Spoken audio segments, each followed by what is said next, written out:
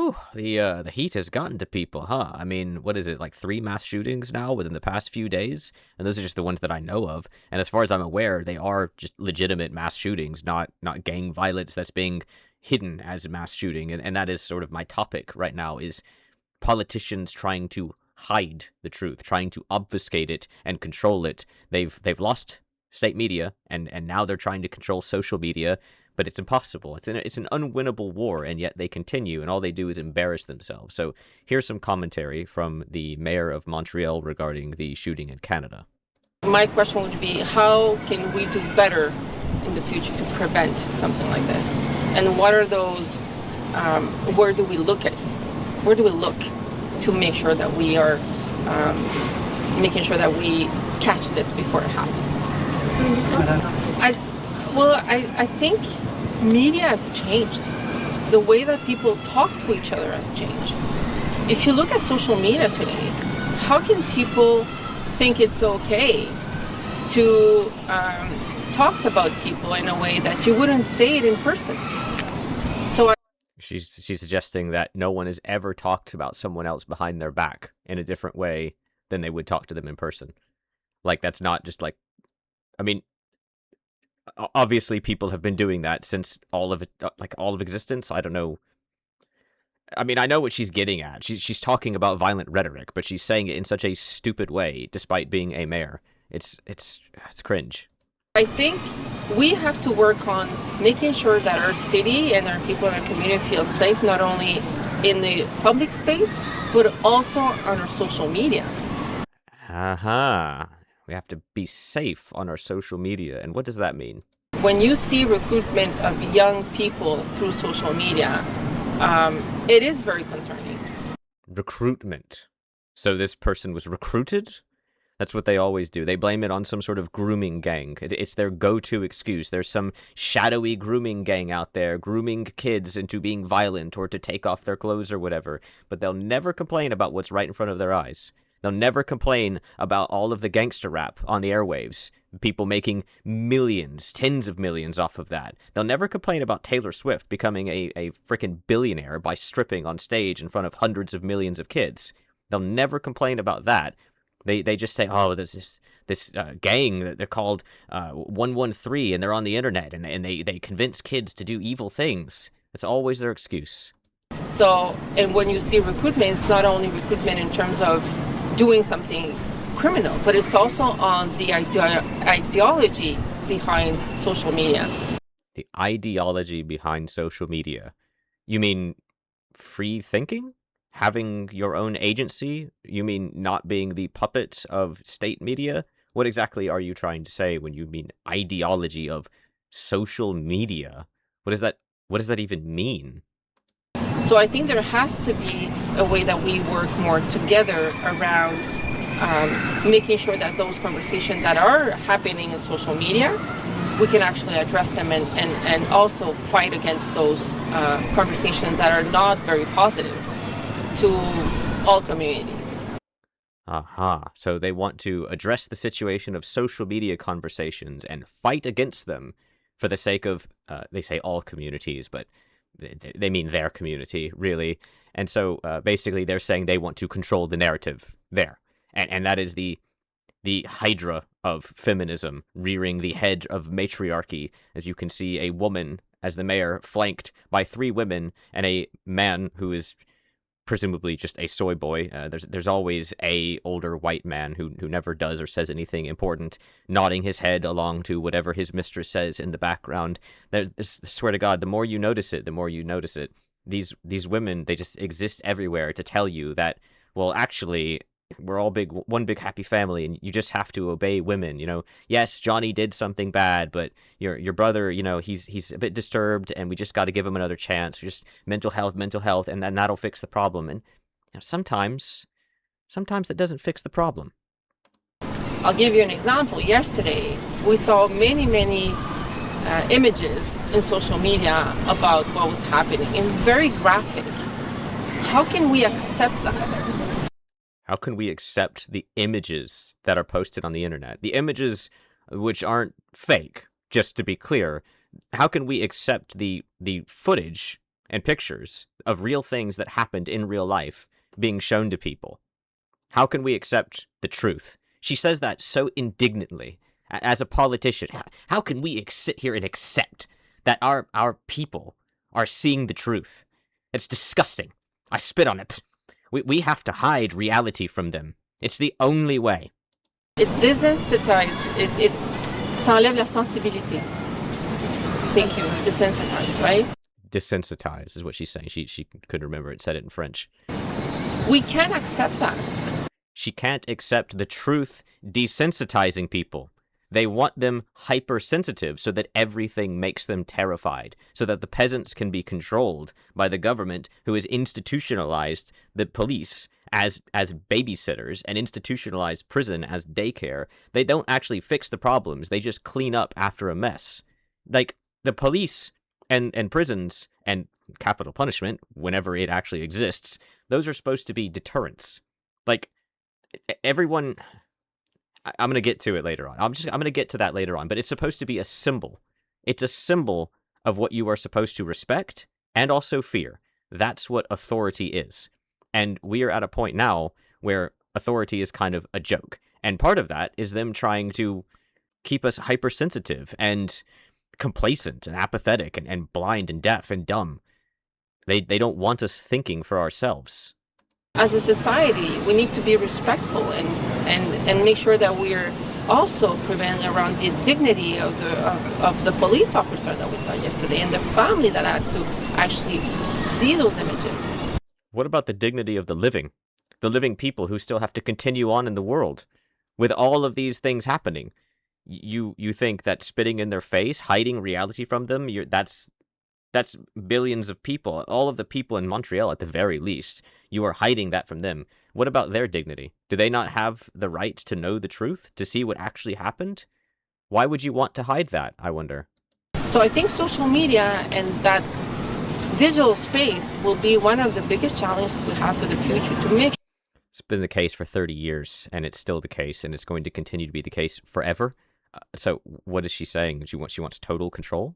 Sure that our cities and our communities are safe, and that we're preserving a good conversation, a positive conversation that sometimes just derails in social media. We have to have a positive conversation according to her, her specifically. Absolutely. I think even people from that live through Polytechnique will tell you that I think we can go further. And I know it's difficult because guns sometimes are not only, or in many areas, are for hunting, for indigenous communities. But in a city like Montreal, we need to have a better control of what's happening on the streets in terms of gun control.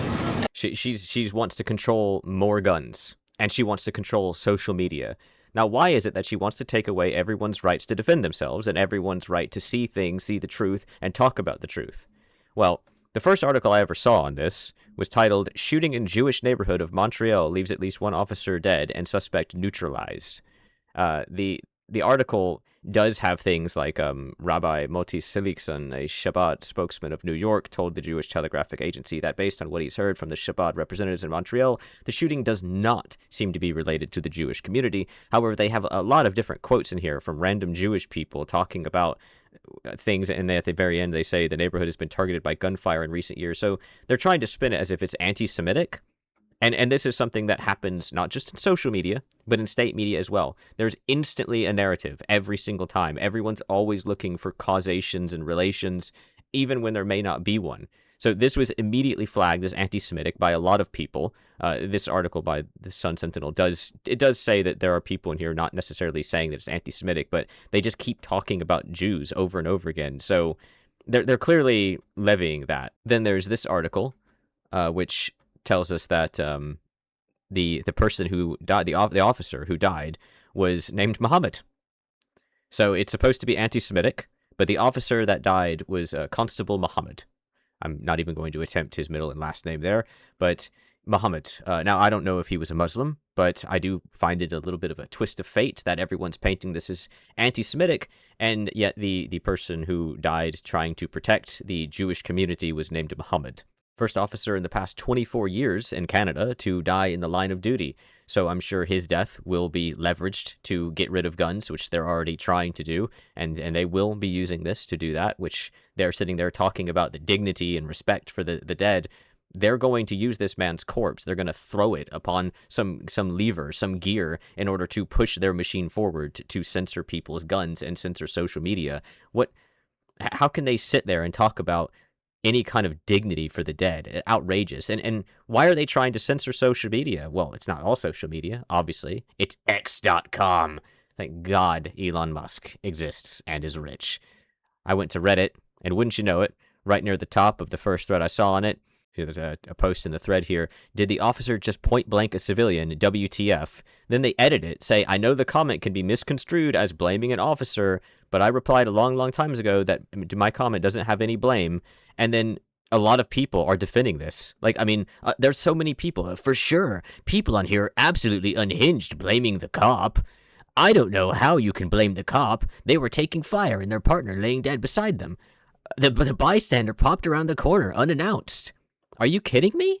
Finally, some sanity in this post. The armchair experts are just awful. Now, I can't show you the video on YouTube, even though there's really nothing to see. I mean, it's just a man falling over. But I do have some screenshots here of it, which I think are okay.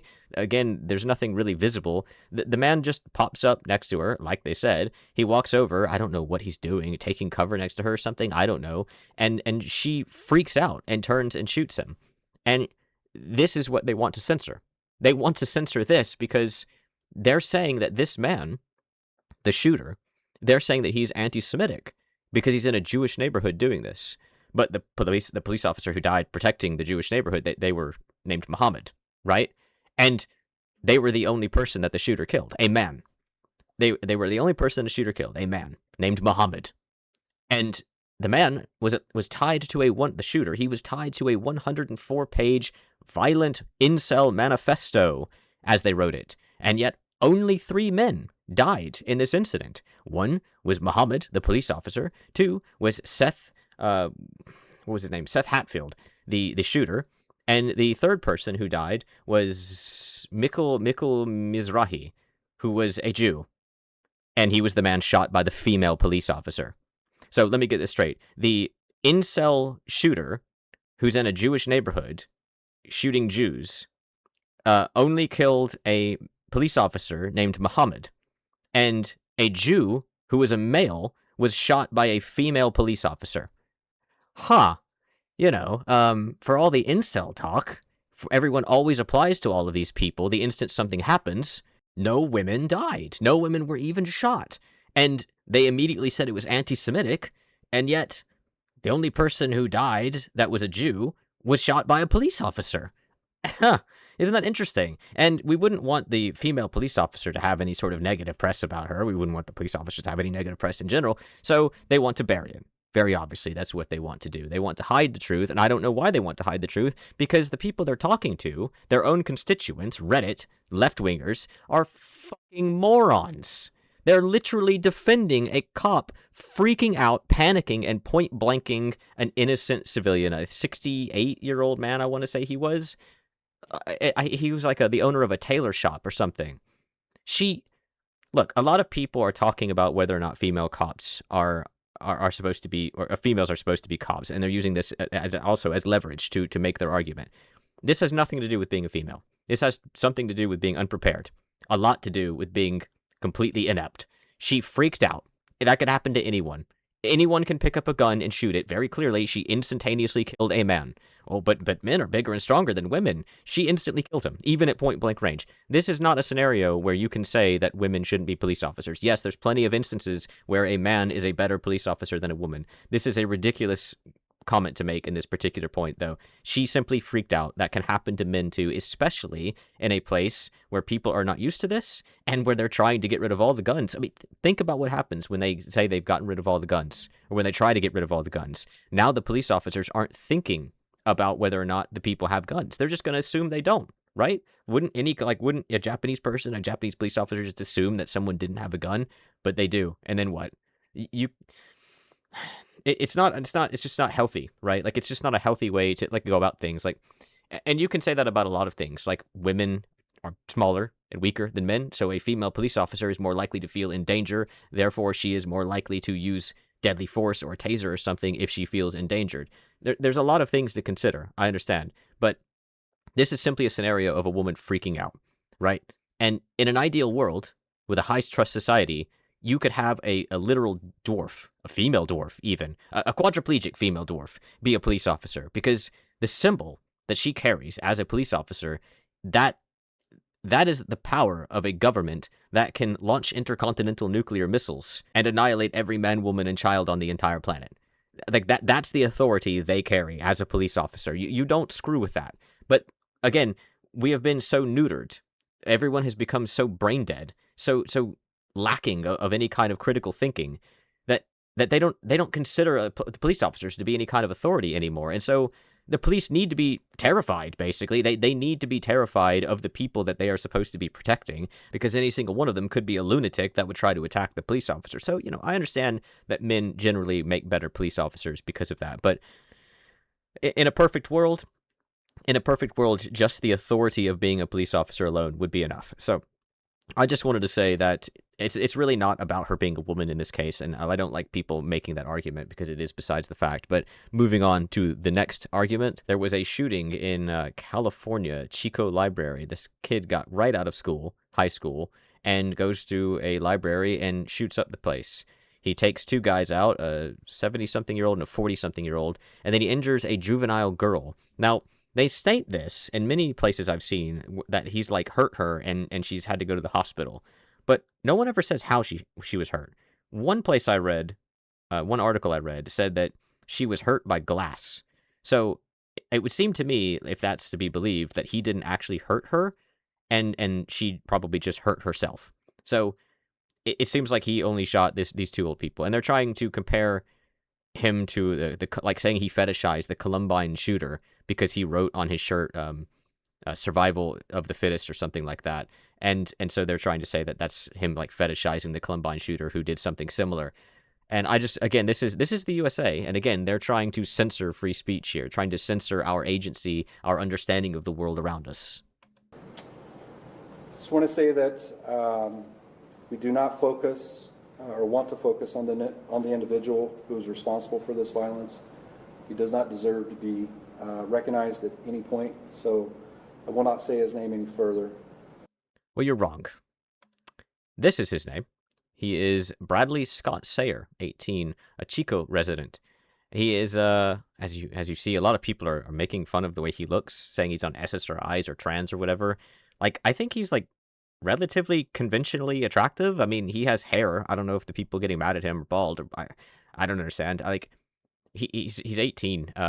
He just lost it, I guess. He's apparently a high-functioning autist, according to his father, a bookworm. He's never hurt anybody before in his life, all that. His dad also described him as a little boy. It didn't seem so little to me in the graduation video I watched of him. But yeah, he just went into a library and popped off, and that's pretty much it. Like, this is just a case of someone who really is crazy. There is a quote from one of his neighbors, Daniel Kirillo, who lived next door to the mother, who's divorced and all that, but said he had not noticed anything unusual about the family before they sold their home and moved just a few months ago. The mother, an insurance agent, had recently gotten married and they were moving to the south. Kirillo remembered seeing the suspect's older brother often coming and going with friends and showing off his Toyota Supra, but he hardly ever saw the suspect, whom he defined as a very quiet kid. He was quoted as saying, "This is crazy. I wonder if he spent too much time online." Of course. Of course that's the narrative. He spent too much time online. He didn't have enough real friends. And what about people who do have real friends? Like, then don't they just end up in like gangs? Don't they bully people? Don't they go out and like literal gangs, go out shooting people and such? They're always trying to blame social media, trying to blame these groomers and stuff. They never blame the actual problems. Like, they're okay with strip joints existing, right? They're okay with clubs existing, places where people will go out and cause real harm, get themselves in real danger. Oh, they're totally fine. The matriarchy's totally fine with women putting on a frickin' thong, if even that much, and then going out in public to a club or wherever, and they're going to get drunk and high, and there's an extremely high chance that something bad is going to happen to them.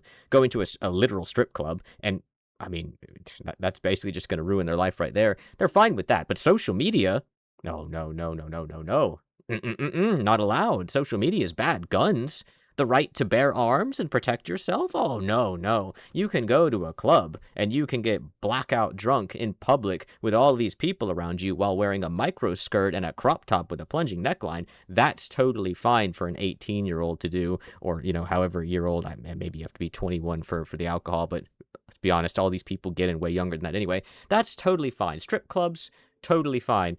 I just saw a police cam earlier where some 19-year-old girl wasn't allowed in a strip club because they served alcohol, but they allowed her to they allowed her to go in as a stripper.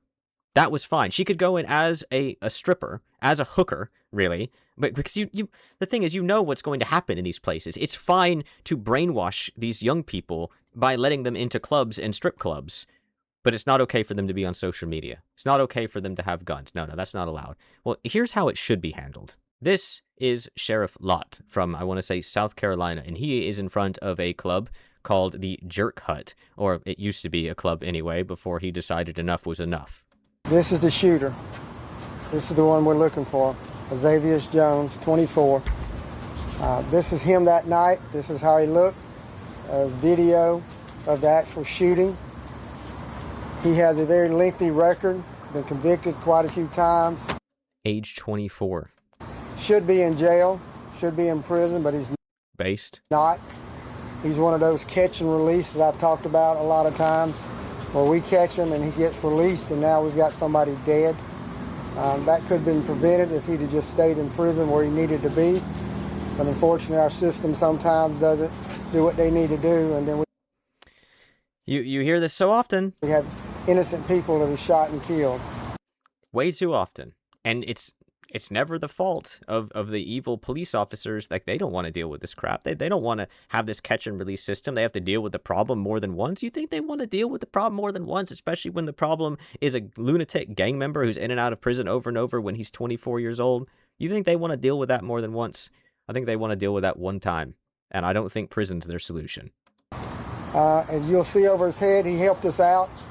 His street name is tattooed on his forehead, on his head. He's literally put a bullseye on his forehead, and yet he still keeps getting out of prison over and over. He's covered with tattoos. He's 24 years of age. We're looking for him. We've got warrants on him for murder and 5 counts of attempted murder. All shootings are senseless, but this is an example of someone who just didn't care. He stood right where y'all are standing with a pistol, fully automatic pistol, and fired over 20 rounds into the crowd. No really intended target, just people in the crowd. Just total disregard for human life. That's how you should respond to this. Not talking about controlling social media, not talking about hiding reality from the population, just honesty. And this man, he goes on and on and on for the rest of this video. It's an 11-minute video. We're only a minute 40 seconds in. I can't play all of it because, well, it's a lot to listen to, and a lot of it's kind of repetitive, but it does start raining, and it's very loud at one point. But he keeps going on and on, like, got to get this guy off the street. There's a tip line. If money is your motivation, then call the tip line. We'll give you money. If you just want to do the right thing and get this guy off the streets, call the tip line, get him off the streets. We've got to get this guy. And it's just so straightforward and honest, and I love it. I think everyone loves it. Everyone loves Southern cops, unless they're corrupt. But and there's corrupt cops everywhere, corrupt officials everywhere. But there's just something so refreshing about it, as opposed to, well, we're not going to talk about it. Don't talk about the problem. It doesn't deserve to be talked about. It doesn't deserve to have a name. It's not Voldemort. It's not Sauron. Like, his name's Azavius, and he's got his name tattooed on his frickin' head, for Christ's sake. Like, I'm so sick of people trying to obscure the facts and hide reality and jump to conclusions. Oh, we can't have social media, but state news and all of these major blog sites can allude to someone being an incel, to being anti-Semitic, to being Islamophobic. That's fine, right? Sure. Meanwhile, He's on the run. We're looking for him. There's a reward out for him being caught. So if somebody knows where he's at and your motivation is money, you can call Crime Stoppers. That's an anonymous tip that'll help us catch him. Or if you just care about this community and want somebody like this off the street, then make that phone call also. Again, that's what I want to hear. I think that's what most people want to hear, right? Imagine if he just tried to hide everything. Oh no, this shooting, we don't know who did it. No idea what the suspect looks like. You go like a week before finally there's some footage leaked by somebody from somewhere, and then I mean, he's got his name tattooed on his head. Like he would be found. People could find him. I mean, he shouldn't even need to be found, obviously. He's been arrested before, dealt with before. He's in a gang, in and out, over and over by the time he's 24 years old. Like, these situations only happen because of people with their empathetic, bleeding hearts who want to control everything, who want to give everyone a second chance and third chance and 50th chance. It doesn't work. It's not been working. There's plenty of evidence of it. You have to punish people, properly punish people, death penalties, whatever. You have to tell people the truth. You can't tell people, oh well, you know, we don't want to talk about him. He's not worth talking about it. You can't have something bad happen and then say, yep, we're gonna control the. Just stop posting pictures on the internet. Don't do that. You're not allowed to use the internet anymore. How dare you post a picture on the internet? No one is allowed to see the truth. No one's allowed to think for themselves. No internet allowed for anybody. You can't talk about that. No social media, no guns. We have to show dignity to the officer, Muhammad, and to the victim, Mitchell. I don't know how to pronounce his name, but we have to show dignity to them by throwing their corpses into our legislation that allows us to censor our society. Yeah, I'm sure that's what they wanted. Anyway, I could go on and on and on and on and on about this. I hate the way it's handled by some people, and I love the way it's handled by Sheriff Lott here. It's sad to see, but when you do see it, well, first of all, you should see it. Everyone should see it. It's on other websites. Obviously, it's not on YouTube. Well, it probably is if you know where to look, but you can see it on X or Facebook or Instagram, I'm sure. It's not even violent. There's a little bit of blood, but that's it. You can't see anything. You should see it. Everyone should see it, unlike what Reddit thinks, where they specifically said that no one should go looking for it. Here, not going to mention the subreddit because y'all don't need to go there, but they somehow see this entirely different. Don't see the truth for yourself, everybody. See it as Reddit sees it. See it as the politician sees it. Well, thank you for listening. If you see things the way I do, then please do the YouTube things.